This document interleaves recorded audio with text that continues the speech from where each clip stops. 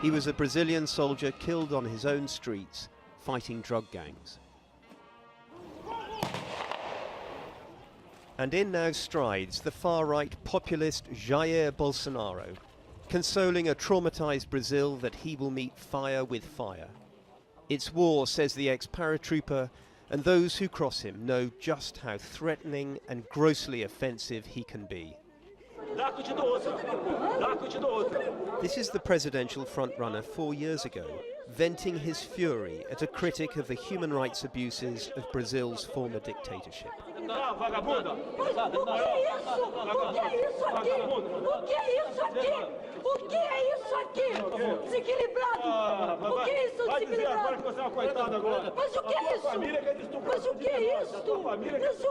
Brazil's embrace of Bolsonaro has shocked many looking in.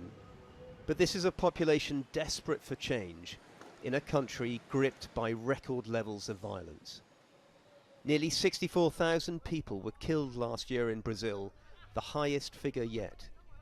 Soldiers and police among them, but mostly young black men from Brazil's impoverished favelas. We were taken by motorbike, often the only form of taxi in these parts, up amidst the sprawling mass of rudimentary homes into one of the Alemão favelas in the north of Rio.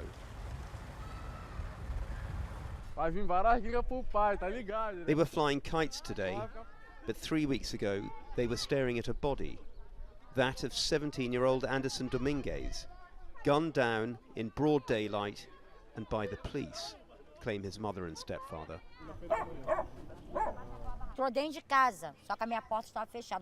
Fabiana Domingues says when the police raided, Anderson sprinted from the house.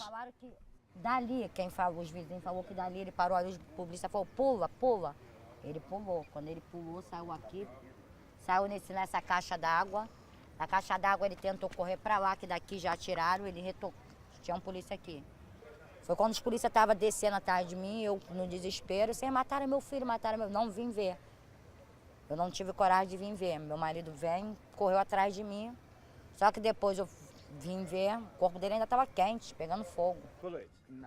In vivid detail, they map out how the police used this wall to take aim at their unarmed son in an account we can't independently verify. Fabiana then shows us photos of Anderson and his 3-month-old baby. Anderson's son. David, then an image of Anderson's body covered in a sheet in the middle of the road.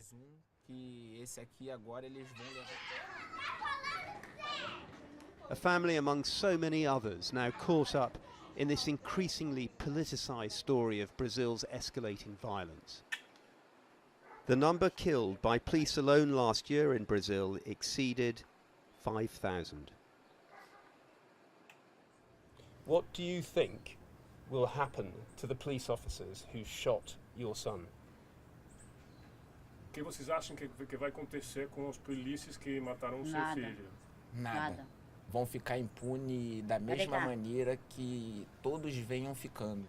And what about would-be President Jair Bolsonaro, I ask him, whose enthusiasm for even greater police shoot-to-kill tactics is winning him votes? A polícia, ele só pensa em aniquilar. Ele pensa em aniquilar todos que moram dentro de uma comunidade. When the Olympics came to Rio, David's favela had a new multi-million-pound cable car system, now broken and abandoned.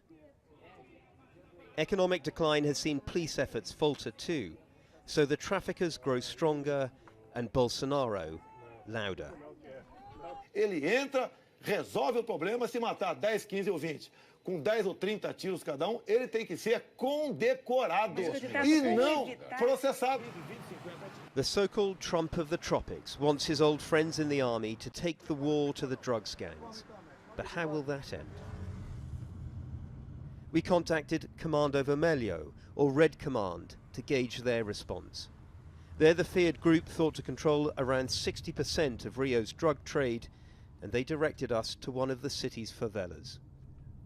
When we eventually met up with some of the gang members, we were made to wait and without cameras. And there in the middle of the street was their very own market stall, with bags of cocaine, crack and marijuana carefully laid out for sale, completely out in the open and not a police vehicle in sight.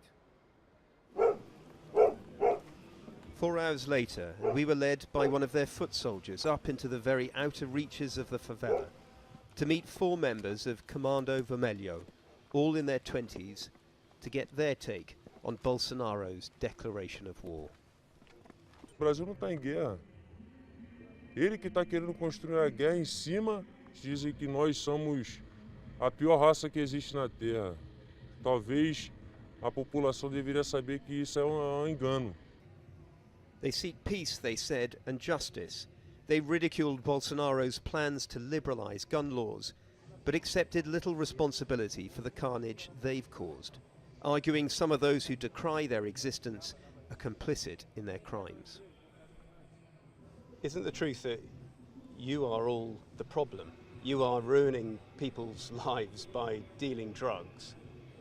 And I'm interested in how you try to justify that. Na verdade, o tráfico, na verdade, são sustentados por eles, né?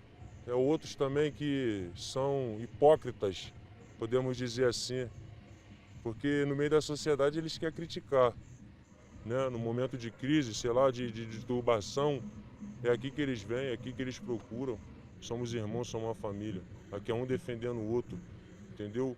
Pela covardia do Estado, que sempre tenta oprimir nós, entendeu? Mas eles nunca vão conseguir. It was a show of defiance.